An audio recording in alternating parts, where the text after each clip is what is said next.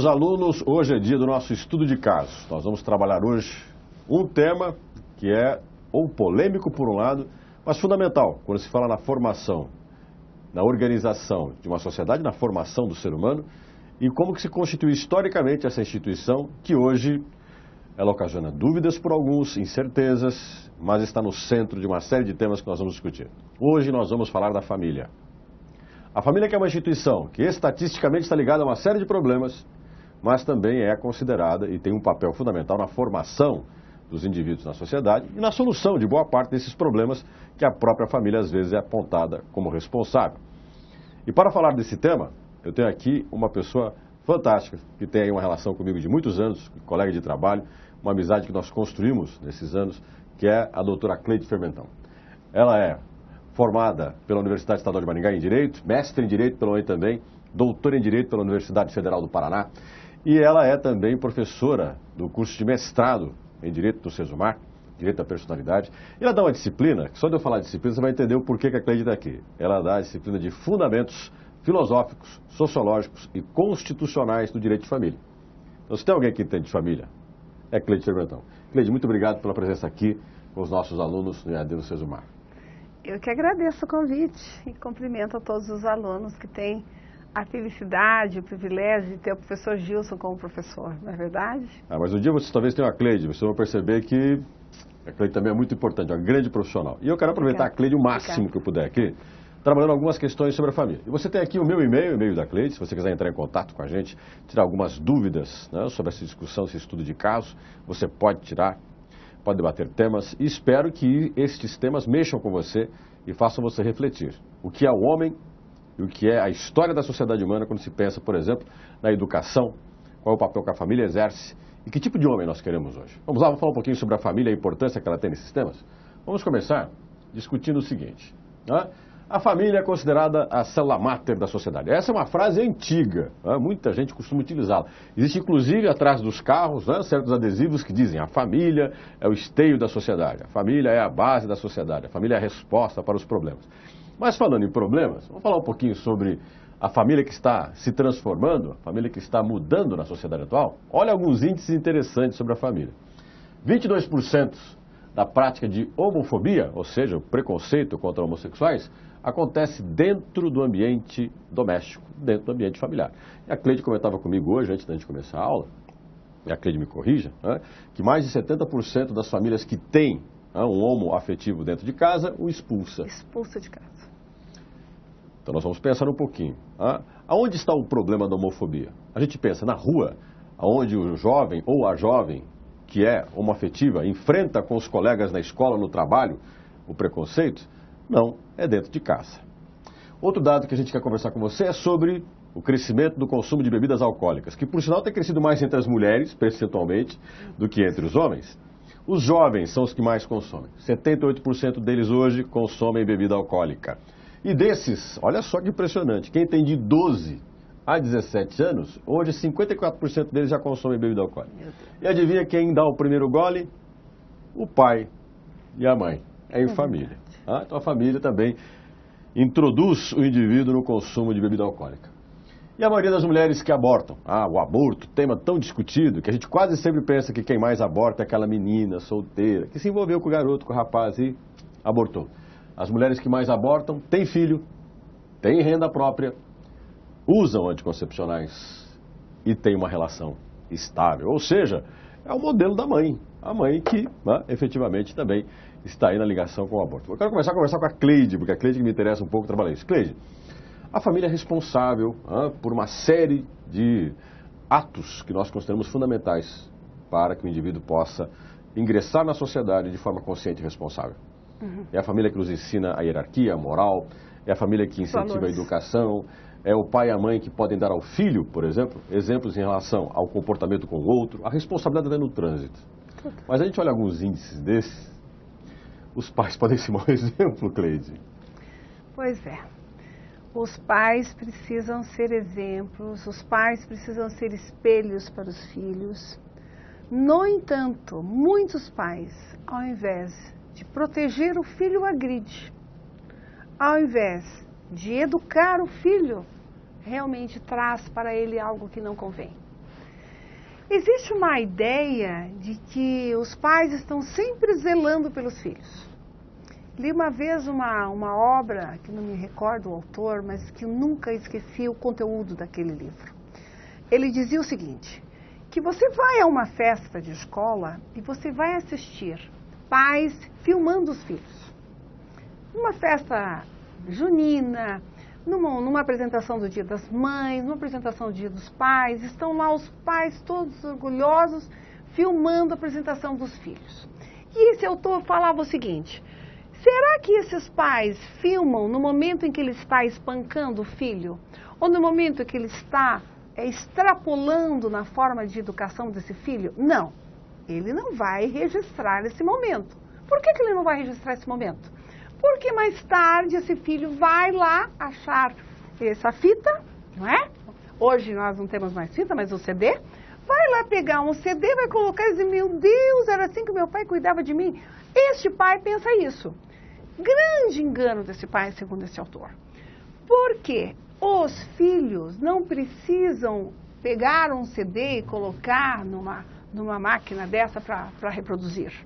Existe no cérebro humano um arquivo secreto lá dentro. Inconsciente dele. No consciente, no inconsciente dessa pessoa humana, um arquivo que se chama fenomênica, que isso nós estudamos em filosofia, que se chama fenomênica, onde são gravados todos os atos, todas as imagens, todos os sons, todos os cheiros, todos os sabores, desde a primeira infância.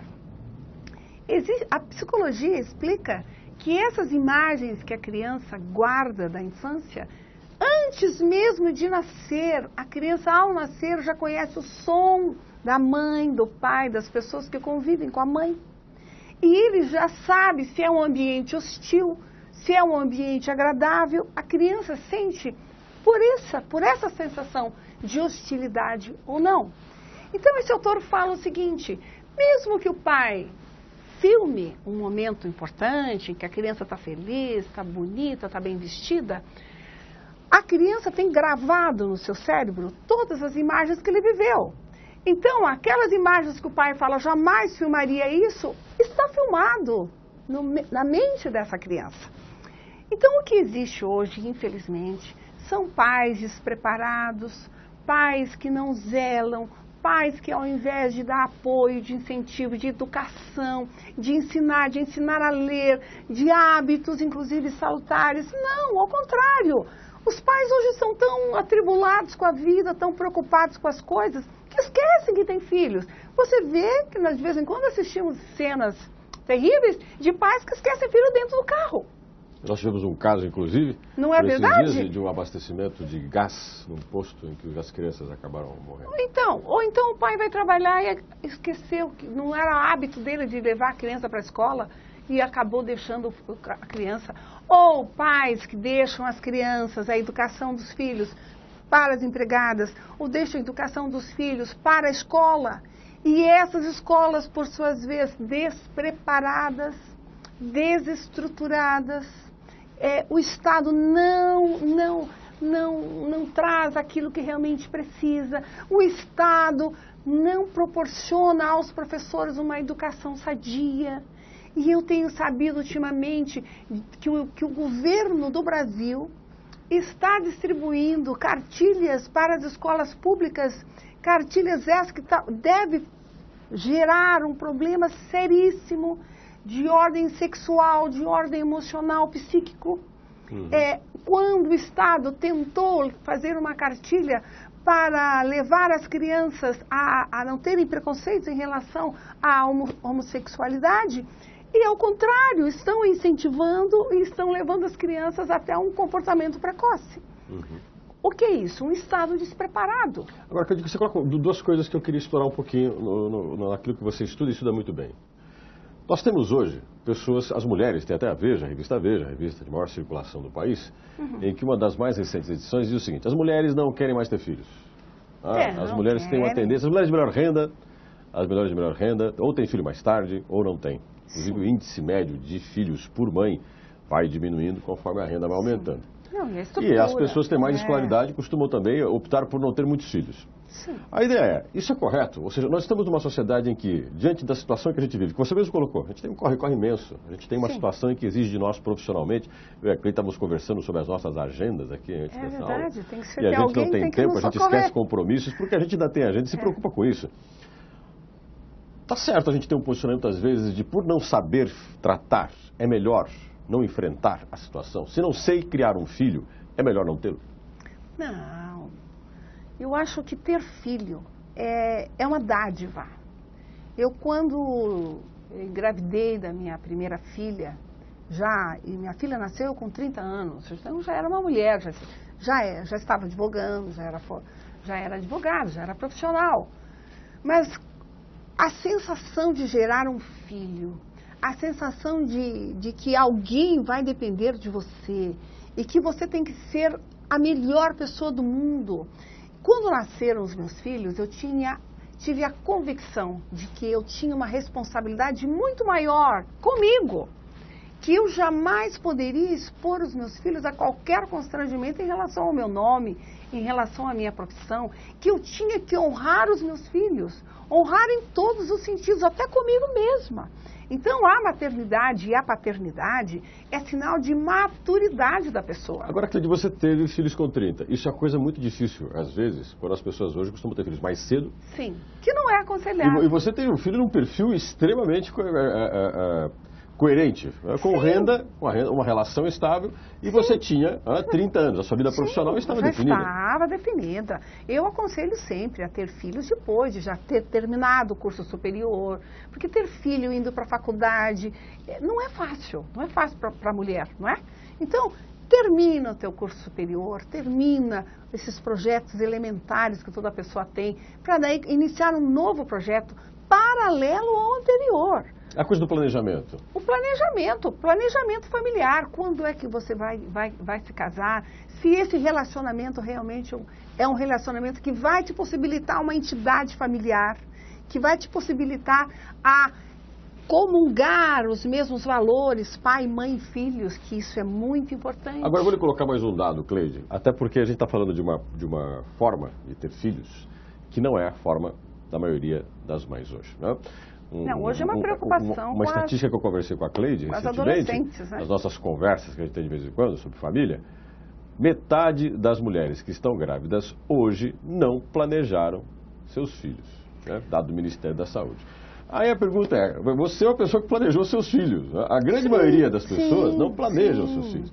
E você estava colocando agora há pouco que existe, desde quando a criança ainda está no ventre da mãe, ela está percebendo o ambiente no qual ela vai nascer.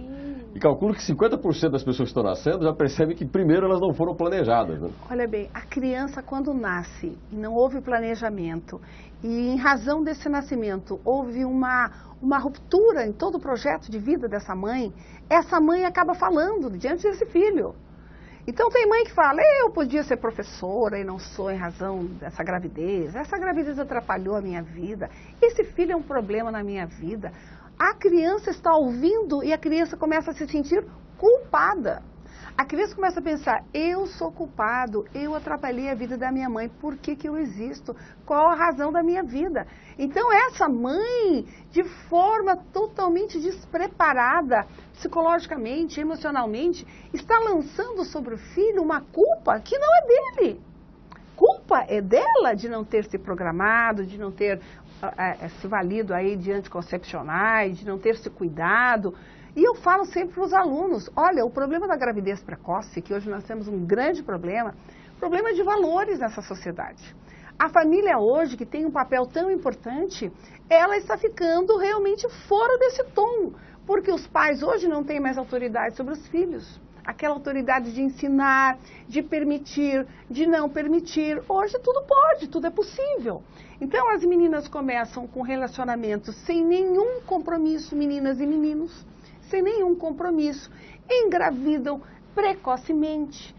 O risco de vida, não é? De morte aí é muito grande, porque nem o corpo está preparado para gerar filhos, mas acabam realmente se envolvendo.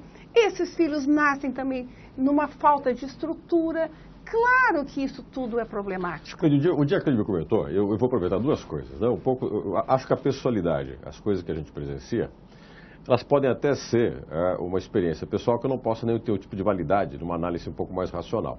Mas elas ajudam-nos a entender um pouquinho momentos e gerações diferentes. Eu queria falar um pouquinho sobre família e trabalho. Né? Sim. As gerações, né? Vamos pensar do meu avô, para alguns que estão aí com menos de 20 anos, né? O seu bisavô, né? O meu pai seria o seu avô, eu sou um cara, estou chegando aos 50, né? Então, vamos dizer que eu seria aí pai de muitos de vocês que estão nos assistindo. Se você tiver aí 20, 22, 23, tem uma filha de 24, né? Você seria aí os filhos da minha geração. Eu vou contar um pouquinho aí, eu queria que a Cleide comentasse um pouco sobre isso, uma história chocante que eu descobri do meu ex-sogro, né? Meu sogro, pai da minha primeira esposa, chamava Fernando, ele tinha 12 anos quando ele estava na escola e ele não viu o irmão dele, que estava em Maringá, ele morava em São Mateus, né? No sul do estado, e quando ele tinha 12 anos, estava na escola, não viu o irmão, fazia 5 anos que tinha vindo trabalhar em Maringá. Chegou um garoto amigo dele na porta da sala de aula e falou assim: Fernando, o seu irmão, aquele seu irmão que você não vê faz tempo, está aí. Diz que ele largou o material escolar, saiu correndo pela porta. A professora não conseguiu nem segurar ele. Saiu correndo, pulou o muro da escola e corria. E ele falava que só via na frente a casa dele para chegar e ver o irmão. Ele abriu a porta, entrou na sala, o irmão estava de pé assim, ele abraçou o irmão. Mas na hora que ele abraçou o irmão, com a saudade que ele estava com o irmão, olhou para o lado e estavam as malas dele prontas. Ele falou assim: mas mãe, o mano chegou agora, as malas estão ali e tal. Eu disse: meu filho, o seu irmão veio te buscar, porque você vai com ele para trabalhar em Maringá. E ele ficou 7 anos sem ver a mãe. Meu Deus. Veja, isso é um trauma. Mas eu me lembro até hoje do meu sogro, com muita saudade da mãe dele, do pai dele, e nunca culpou os pais, né? Porque uma coisa importante era, ele tinha que trabalhar um dia. Claro que não sair tão cedo, a gente não espera que nossos filhos saiam de casa tão cedo. 12 anos. Mas os nossos filhos um dia vão trabalhar. Hoje a nossa geração é a geração canguru, aquela que fica, não sai. Cleide, quando você fala da falta de estrutura, nós tivemos gerações que não tinham estrutura em casa, não tinham televisão, não tinham, às vezes, né, a alimentação era precária. Mas tinha estrutura emocional. Exato, isso que eu queria que você me contasse. Que estrutura é essa que você fala? Porque alguns confundem estrutura com os bens materiais. Não, a melhor estrutura de uma família é o respeito, é o amor, é o afeto, é essa estrutura emocional. Essa estrutura emocional acontece muito mais nas famílias humildes do que nas famílias abastadas. A família humilde hoje é a família que tem uma única televisão na sala e que toda a família precisa entrar num acordo com o programa que vão assistir. Aprender a socializar. E aí ficam todos sentados na sala, assistem, discutem, dão risada, conversam, um gostou, outro não gostou. Nas outras famílias, cada quarto tem uma televisão, cada filho tem um videogame no seu quarto, cada filho tem um televisor no seu quarto. E aí você tem que bater na porta de um filho: oi, tudo bem? Dá um beijo. Aí vai lá na porta do outro filho: oi, tudo bem? Dá um beijo. Vai dormir, já está na hora. Vamos dormir, vamos parar de jogar, porque já está na hora. Ele está conversando pela internet com os amigos, não é assim? Então hoje as famílias, elas têm uma estrutura física, uma estrutura tecnológica, não é? Tem a internet, tem uma série de coisas, mas isso acaba afastando, né? Se a mãe não for amorosa, calorosa, de estar lá, sentar do lado, ele está jogando e senta do lado e quer saber como foi o dia, o que fez, o que deixou de fazer, com quem está conversando. Então, o que acontece em muitas famílias hoje? O pai e a mãe deixam o filho lá, é ótimo, ele está lá quietinho no quarto, ele não está me incomodando. Não sabe com quem que essa criança está falando na internet. Pode estar conversando ali com um pedófilo e a criança inocentemente não está nem percebendo. E os pais dizem: ótimo, está lá quietinho no quarto, não está me incomodando. Os pais hoje não estão preparados para educar os seus filhos. Os pais hoje acham que afeto não é tão importante. As pessoas hoje estão tão desorganizadas emocionalmente, com relacionamentos deteriorados, com problemas financeiros, com problemas sociais.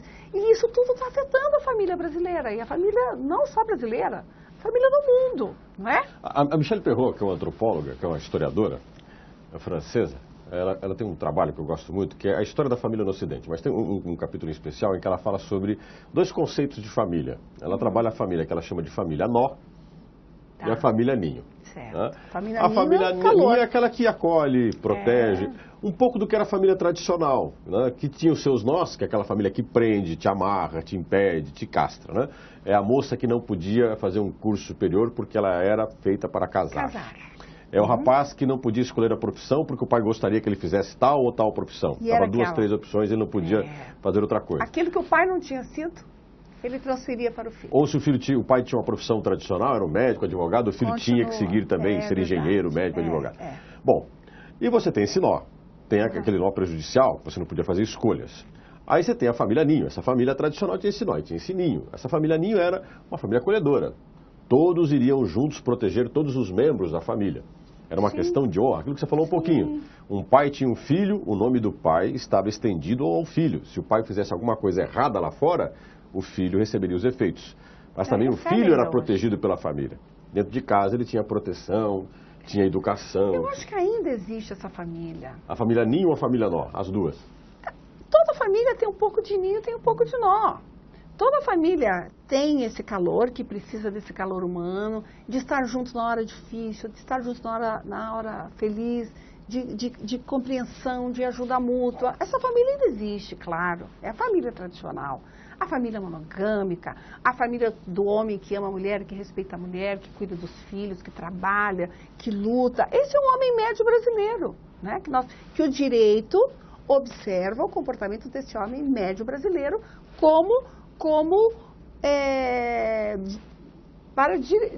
na diretriz, no direcionamento das normas. E existe também essa outra tipo de família que é só problema. A pessoa não está preparada, a pessoa não tem estrutura emocional, que eu acho que... Gente, a estrutura emocional de uma pessoa é o mais importante que ela tem. Os valores que essa pessoa traz da infância, traz da sua formação, do conhecimento que ela vai adquirindo, é que norteia a vida dela e que vai nortear a vida dos filhos e que vai nortear aquelas pessoas com quem ela trabalha, com quem ela realmente coabita, com quem ela se relaciona. Então, nós vivemos hoje uma crise de valores. Agora, quando você fala de valores, eu queria entender um pouquinho melhor, até para entender um pouquinho a nossa concepção de homem. E quando você pensa que o homem tem valores, os valores sociais podem ser determinados por muitas coisas. Esses valores sociais podem ser determinados pelas relações econômicas que a gente tem, estabelecidas, racionais. E vamos pensar num valor fundamental. A gente precisa sustentar a família. Qualquer pai de família levanta de manhã e pensa, bom, eu tenho um trabalho a executar, eu posso racionalizar isso. Eu tenho um valor afetivo, emocional, que envolve também o que é gostar do outro, o que é amar o outro. É um conceito, inclusive, até um amigo meu está estudando sobre amor. De dedicação. Ele falou que ele achava que era simples definir o amor. Mas o amor é uma coisa muito complexa. O que é o sentimento pelo outro. Calculo que as pessoas se amam do que amam alguém. As pessoas têm mais carinho por si mesma do que gostar de alguém. Mas toda pessoa precisa se sentir amada e amar. A gente não vive um egocentrismo muito grande, Cleiton? Não. Toda pessoa precisa se sentir amada e ela precisa amar alguém. Porque se ela não amar, ela não vai sentir falta de ser amada. Então, aí é um aspecto psicológico, emocional, de troca. A pessoa que ama, claro que ela quer se sentir amada, de repente, na mesma proporção que ela ama. Se ela ama muito, ela quer ser amada muito. Se ela não ama nada, para ela ser amada ou não é a mesma coisa. A gente não vive hoje uma sociedade em que a gente cria esse sentimento de valores muito voltados para o próprio indivíduo? Quando a gente pensa nos valores os valores, e aí a importância da axiologia, que é o estudo dos valores. Os valores nascem nos costumes, lá no homem primitivo, né? Em que se estabelecia no grupo o que era importante para aquele grupo. Como é que era importante? O que era importante? Como é que eles iriam viver de forma harmoniosa? Ali nasciam os costumes. Isso pode, isso não pode. Uma limitação de comportamento, de liberdade, de tudo. Então, os costumes é muito importante nos valores morais, né? Mores, que vem de moral, vem de mores, latim, que quer dizer costumes. Agora, dentro desse valor moral e social que você disse, que nós falamos que é gênero, e o valor ético está ali dentro do valor moral, né? O valor afetivo, evidentemente, os valores personalíssimos de cada pessoa, a honra, a honestidade, a lealdade, a fidelidade, tudo isso são valores. Estes valores todos vão sendo construídos dentro da pessoa paulatinamente. Então, por exemplo, você ouve algo, lê algo, assiste algo, isso vai te transformando tão lentamente que você nem percebe. Mas que vai construindo valores em você ou não.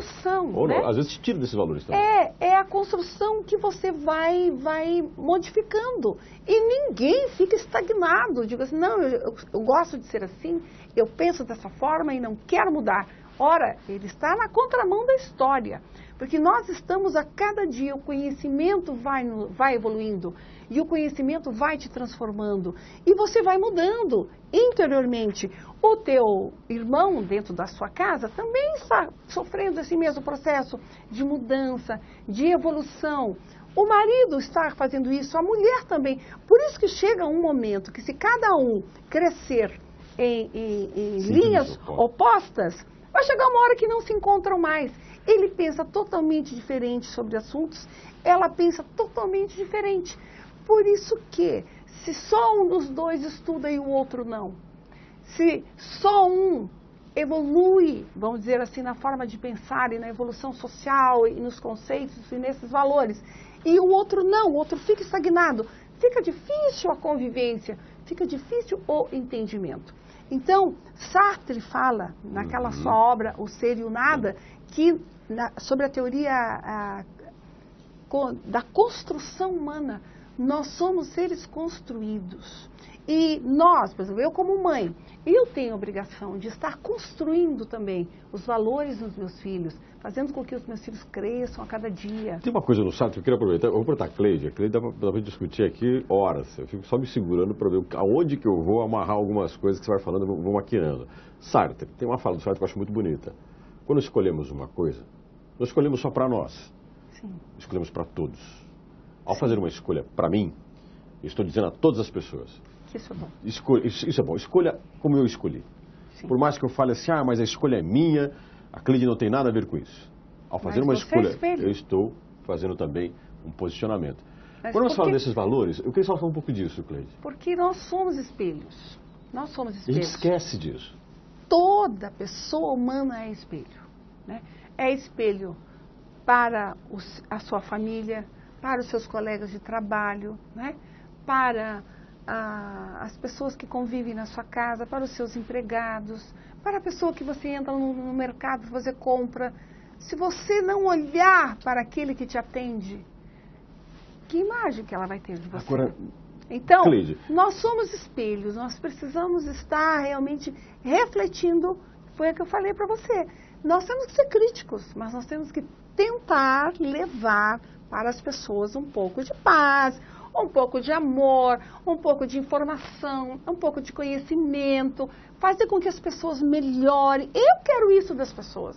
Eu quero melhorar a cada dia. Eu quero aprender com as pessoas. E eu aprendo com você não sonha. Eu tenho uma ajudante na minha casa, a dona Irene, que trabalha comigo há 25 anos. A dona Irene trabalha na minha casa há 25 anos. Evidentemente que essa mulher me ajudou a cuidar dos meus filhos, a criar os meus filhos. Ela sabe tudo da minha casa, certo? Ela é minha amiga. Pela manhã, eu me sento ao lado dela e ali nós conversamos o que foi que aconteceu ontem, se eu estou triste, se eu fiquei nervosa, se está tudo bem. E ela é uma mulher inteligentíssima e ali nós conversamos. Essa mulher que é a minha funcionária é minha amiga. É a minha amiga, é uma pessoa lúcida, inteligente, sofrida com todos os problemas, nunca estudou, não fez curso superior nenhum, mas é uma pessoa com todos os méritos dela, com todos os valores que ela tem, uma mulher que lutou a vida toda para cuidar dos filhos.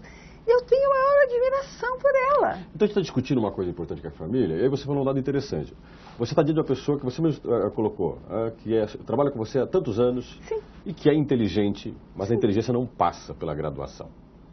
A inteligência não é possível de ser medida pela quantidade de títulos que tem. Sim. Aí nós estamos retomar um pouquinho a questão da família, retomar alguns dados que a gente conversou aqui. Sim. Até queria, antes de continuar com a Cleide, eu queria mostrar para vocês, meus caros, isso aqui, ó. 75% dos brasileiros nunca pisariam em uma biblioteca, nunca pisaram em uma biblioteca. 33% afirmam que estão convencidos que não vão entrar nunca nela. E nós temos 48% que consideram, 49% consideram que a mãe e 42% o professor são os principais incentivadores da leitura. Aí nós estamos falando o seguinte: eu tenho uma pessoa que pode ser inteligente sem ter frequentado a educação. Sim. Mas não a frequentou porque não teve oportunidade. Hoje nós temos uma grande quantidade de instituições de ensino e bibliotecas. O mês retrasado, o MEC distribuiu 19 mil livros para bibliotecas em todo o país, 19 mil títulos, e promoveu a maior compra de livros nas escolas de 5ª a 9ª série do país, do chamado ensino fundamental. A pergunta é, a educação, o educar e a família, como é que você avalia essa ponte? Porque ela existe. Hoje você tem estados que tem lei que se a família não levar o filho para a escola, você vai ter que prender o pai e a mãe. Sim. E cá entre nós, tem pai que corre riscos de serem presos porque despreza a educação. Como é que tem isso, Cleide? É a obrigação dos pais de levar os filhos à escola. Mas aí, quando nós estudamos a teoria do conhecimento, nós percebemos que existem vários tipos de conhecimento. Então tem o conhecimento comum, que é o conhecimento que a maioria das pessoas tem, que essas pessoas têm esse conhecimento independentemente de ter ido à escola. Tem o conhecimento científico, que é o conhecimento de quem vai estar estudando com vacinas, com medicamento, com tal, que é uma área do conhecimento. Tem o conhecimento filosófico, que a pessoa pensa, reflete, fica perguntando o porquê das coisas e está sempre buscando uma resposta. Tem o conhecimento jurídico, tem o conhecimento técnico, tem o conhecimento científico. Então, são várias formas de conhecimento, que cada pessoa vai se adaptar melhor em uma forma de conhecimento. Então, esse conhecimento comum, que é o caso da minha funcionária, foi o caso do meu pai. O meu pai, um homem incrível, meu pai. O meu pai aprendeu a ler aos 17 anos, seu José Rodrigues de Moraes, que eu tenho o maior orgulho de dizer do meu pai. O pai nunca foi à escola, era de uma família muito humilde, muito simples, né, do estado de São Paulo. Nunca foi à escola. Aos 17 anos, ele aprendeu a ler com um vizinho que lhe ensinava na areia. Lá no estado de São Paulo é uma região de areia. E o papai dizia que ele vinha, rabiscava as letras e o papai foi aprendendo as letras. E daí o papai ensinou todos os irmãos a ler e a escrever. E o papai era um homem, assim, com conhecimento interessante. E ele não sabia, então ele falava: minha filha, me explica tal coisa.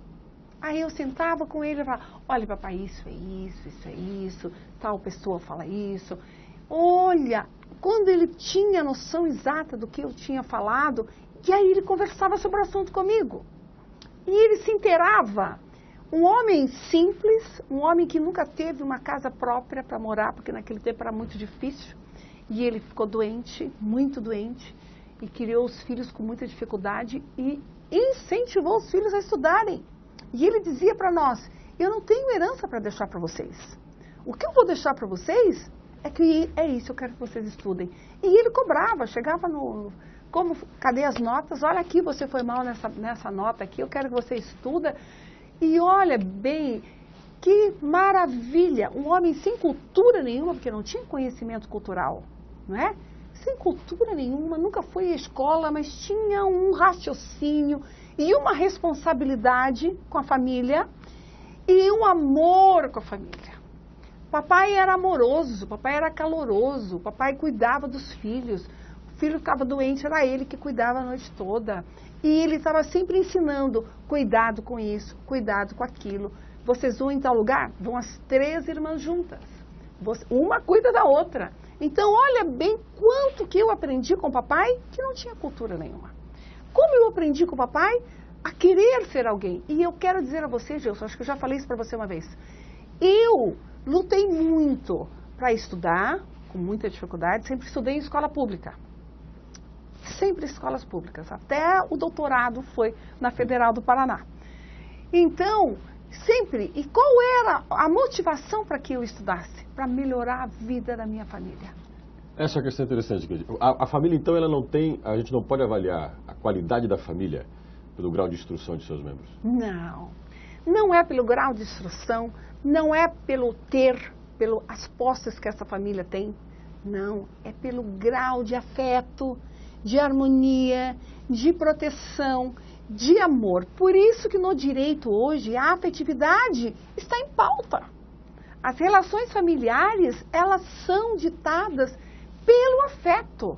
Então eu digo para vocês, olha, nós crescemos com valores tão nítidos e tão fortes, eu e meus irmãos. Por quê? Porque o papai tinha isso e nos ensinava. E a mamãe, por sua vez, nos ensinava a amar o papai, a respeitar o papai, a sermos carinhosas com o papai. Então, olha bem, a mamãe nos ensinando a sermos carinhosas com os irmãos, a cuidar um do outro. E eu falo sempre que a mamãe nos ensinou a dividir a comida, a dividir cobertor, né? A dividir a vida. E hoje nós somos todos os irmãos, nós nos amamos mesmo, e um cuida do outro, e um protege o outro, já nessa fase da nossa vida. Agora eu quero aproveitar essa sua isso colocação. É família, eu acho que isso é família. Que é uma reflexão sua, que você coloca uma família que é uma família bem-sucedida, né? Vamos dizer assim, uma família bem-sucedida porque ela conseguiu passar por todas as etapas e construir uma identidade entre seus membros. Sim. E a família patriarcal, monogâmica, tradicional. Sim. Como foi a minha família, a família dos meus pais. Sim. Essa família, que é a sua, que foi a minha, não é obrigatoriamente a família que as pessoas têm que ter. Não. E aí a grande pergunta que eu tenho, eu queria fazer um pouco essa reflexão, porque quem está nos assistindo pode pensar assim, poxa, a Cleide colocou um dado fantástico, né? Eu tenho uma família que pode se constituir de pessoas que não é o grau de instrução que pode determinar o sucesso dessa família, a inteligência dessa família, a capacidade dessa família enfrentar uma série de problemas, como esses, como o alcoolismo, por exemplo, ou mesmo trabalhar a questão de ter nascido alguém que não foi planejado, mas incorporar ele. Agora, a questão é, Cleide... O alcoolismo. Eu me lembro de ver imagens, eu ainda menina, de ver pais molhando a chupeta na cerveja e colocando na boca da criança. Eu me lembro de ver cenas dessas. Eu sei de pais que quando o filho alcança 18 anos, não, agora você já pode tomar uma cerveja. Agora você já pode tomar uma taça de vinho, você já tem 18 anos. Quer dizer, agora você pode beber. Olha uma coisa, a bebida é algo muito perigoso. O álcool é uma droga tão arrasadora, tão perturbadora quanto outra droga qualquer. É uma droga lícita. A maioridade pode comprar. Então é uma droga lícita. A influência dos pais em relação aos filhos no uso de álcool é realmente muito preocupante. O filho vê o pai bebendo e sabe que vai ficar adulto e vai beber como o pai.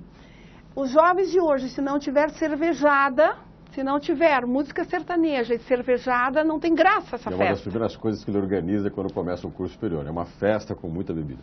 Churrasco se o churrasco não tiver cerveja, eu nem quero saber de churrasco. Ora, por favor, não é? Então, o que precisa ser ensinado? A educação dos filhos com relação ao que prejudica. Isso é prejuízo. Isso é prejuízo. Você perde discernimento quando você está alcoolizado. Você pode bater o carro, você pode matar alguém, você pode ser atropelado, você pode cair de uma escada, você pode cair de um... sei lá. Não pode. Isso é prejudicial. Ou cometer um ato impensado. Cometer um ato impensado que vai se arrepender pro resto da vida. Relacionamentos que acontecem de forma prematura, de forma imatura. A violência contra a mulher está associada diretamente ao consumo de bebida alcoólica. Bebida alcoólica, o homem que chega alcoolizado e acaba, evidentemente, um homem bater numa mulher é uma covardia muito grande. E eu falo sempre que quando essa sociedade brasileira teve que legislar uma lei especial, que é a Lei Maria da Penha, para evitar, é porque realmente a coisa já estava extrapolada, não é? Um dado divulgado hoje, de cada Seríssimo. uma mulher que denuncia a violência, pelo menos mais 5 mulheres sofrem violência e não denunciam. E não denunciam. Agora, de onde vem isso? Vem lá do passado, a história relata essa miscigenação, esse desrespeito à a mulher humilhada, a mulher, o homem se sentindo superior à mulher, essa desigualdade que nasce na família. E olha, tem uma obra que se chama Discurso da Origem das Desigualdades Sociais. Por favor, leiam essa obra. É de Jean-Jacques Rousseau. Discurso sobre a origem das desigualdades. Nessa obra relata o seguinte, que lá nos primórdios, os filhos mais fortes que iam para a guerra e lutavam, e os filhos mais tarde, os filhos mais fortes que podiam plantar e colher, eram os valorizados. O fraquinho, o magrinho, o doente, ou que tinha alguns problemas físicos, esses já eram rejeitados, né? Então, as desigualdades sociais nascem dentro da família. E o que não pode acontecer? Então, quando nós falamos que é preciso a estrutura familiar, não é aquela preocupação de estrutura física, de uma casa muito boa, de um carro do ano, de uma televisão em cada quarto, não é? De uma mesa farta. Tudo isso é bom, mas o mais importante é a fartura de afeto, de compreensão, de amor, de confiança e de respeito. Nós temos aí pouco tempo, eu tenho que fechar essa discussão maravilhosa aqui, dá vontade de ficar mais tempo, mas nós temos, como eu estava te colocando, famílias que não são só patriarcais monogâmicas. Estão crescendo famílias diferentes. Famílias que são comandadas por mulheres, famílias que têm casais homoafetivos, famílias que têm, por exemplo, o reencontro. Famílias de um homem que se separa, leva seus filhos, casa-se com outra mulher, em outro relacionamento com seus filhos, e eles podem ter filhos. Aí tem todo mundo uma família de meu irmão. Eu sou pai eu sou filho do meu pai, mas a mulher com quem ele mora na minha mãe, mas ela também tem filhas ou filhos e somos meio irmãos. Essa família existe. É possível e é viável que nessa família tenha a mesma afetividade e carinho, como você usou o exemplo da sua família, por exemplo? Precisa ter. Família precisa ter. Senão não é família, senão é um grupo de pessoas. E a gente tem que saber encarar isso e poder... Não é um grupo social. Um grupo social. Não. A família tem que ter respeito, a família tem que ter afeto, a família precisa ajudar o outro a crescer. A família é isso. Então, por isso que quando se unem, né, meus, teus e nossos, os filhos, dois que vêm e trazem os filhos do primeiro casamento e têm filhos comuns, é preciso ter respeito de irmãos entre esse leque de filhos. Esse leque de filhos que não são irmãos biológicos, mas estão ali no papel de irmãos, não é? E isso é família, senão vira uma promiscuidade. Então, é um fiozinho ali, olha, é um fio realmente para essa família ter estrutura emocional, estrutura psíquica. Um tem que ser responsável pelo outro, no desenvolvimento do outro, no crescimento do outro. Isso é família. Então, hoje existem as famílias homoafetivas, pessoas do mesmo sexo que têm sentimentos entre eles, né? Fala-se hoje da família mosaico, dessa que se une. Fala-se também de famílias, como se fossem famílias, tipo de uma república de jovens que moram junto e que acabam se ajudando mutuamente e uma amizade muito grande entre eles. Eu não vejo como família, né? Como, juridicamente falando, como família. Fala-se também em família, uma única pessoa que mora sozinho. O direito protege como entidade familiar. Uma única pessoa que mora sozinha, que não tem família, que também é considerado uma família. E, de uma forma geral, toda pessoa precisa ter esse ninho para um dia voltar. Mesmo que volte só no Natal, mesmo que volte daí a alguns anos, mas ele sabe que tem um porto lá, que ele quer pousar qualquer dia, qualquer hora, que vai ter o cheiro do café da mãe, do bolo da mãe, né? Que tem o perfume dos lençóis da casa da mãe. São coisas que nos fazem seres humanos, que nos fazem pessoas, que nos fazem identificar-nos umas com as outras. E isso é importante, inclusive, para as questões que nós discutimos aqui. Nós apontamos uma série de problemas, temas como o alcoolismo, o aborto, a homoafetividade. Ainda investindo nessa família, nessa possibilidade, claro que essa família com as diversas formas que ela tem, ela que vai ser ainda um ponto importante de partida para discutir educação, para discutir sexualidade, para discutir o combate ao alcoolismo. Os pais, olha bem, os pais precisam estar inteirados do que o filho aprende na escola, todos os dias olhando o caderno do filho, o que é que ele está estudando, o que é que ele está fazendo, observar a sua mochila, se tem todos os pertences dele, se não tem pertences de outras crianças envolvidos na mochila do seu filho. Precisa conhecer de perto os amigos com que os filhos conversam. Precisa conhecer de perto as casas onde seu filho vai, que ambiente familiar que é. Precisa estar de perto os ambientes que ele frequenta, as pessoas que ele convive, com quem que ele conversa na internet. Pode estar conversando com um pedófilo e não sabe. Pais e mães hoje, família é importante, vai ser sempre importante. Pergunta final. A escola, você é educadora, por mais que a gente trabalhe com ensino superior, né? Os nossos alunos já são, alguns deles, com idade de serem adultos e maduros, apesar que alguns deles têm um comportamento como se fosse uma criança. Você trabalha com um aluno de 20 anos, parece que ele tem 15, 12. Mas veja, nós trabalhamos com um grupo de alunos um pouco maior. Mas tem uma série, né, inclusive de alunos nossos que estão nos ouvindo, que vão trabalhar com crianças e vão ter envolvimentos com famílias. E recentemente, antes de vir para cá, li uma reportagem em que mais de 92% dos professores no estado do Paraná criticam a família ou o aluno, professores de 5ª a 9ª série, por não terem uma boa educação. Aí a gente vai trabalhar a seguinte questão: a família e a escola, a família e a educação. Aquilo que nós já falamos. Alguns pais transferem para a família a obrigação de educar, quando não é. A escola não tem obrigação de educar. A escola tem obrigação de oferecer conhecimento, estruturar essas pessoas para um futuro, estruturar essas pessoas para exercício de uma profissão. Claro que vai amealhar ali valores para essa criança, mas a educação primordial realmente é da família. O que os professores reclamam é isso. O filho vem faltando educação da sua família, vem e da forma como ele é mal educado na sua casa, ele é mal educado na escola. Então, e hoje, realmente, existem falhas, tanto nos lares, que não educam os filhos, e existe falha na escola, que não tem estrutura.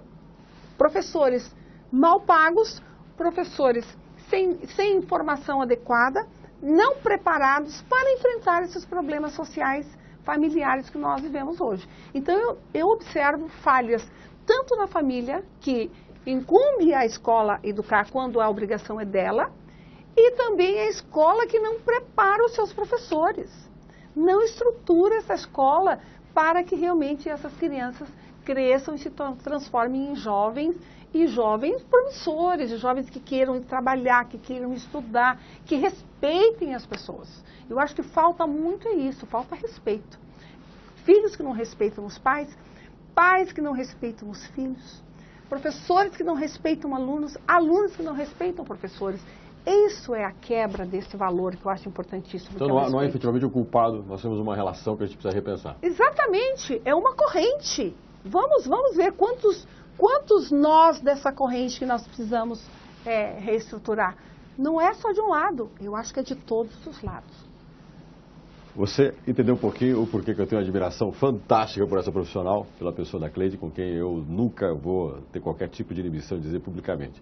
Tenho admiração, tenho carinho, tenho muito orgulho de trabalhar ao lado dela e de poder ter essa oportunidade que toda vez que eu posso, eu tento criar para poder conversar com a Cleide sobre esse tema que ela conhece tão bem e discute tão bem com a família.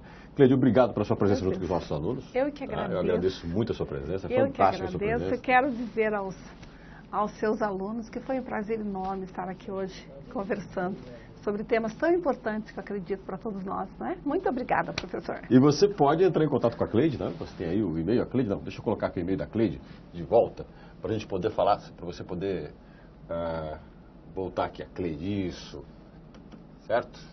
Aqui, ó, você tem Cleide Fermental, arroba gmail.com e o meu, gilson@cesumar.br. Entre em contato com a gente, muito obrigado pela sua presença aí nos assistindo e reveja quantas vezes quiser, porque com a Cleide falando sobre família vale a pena. Um abraço a vocês.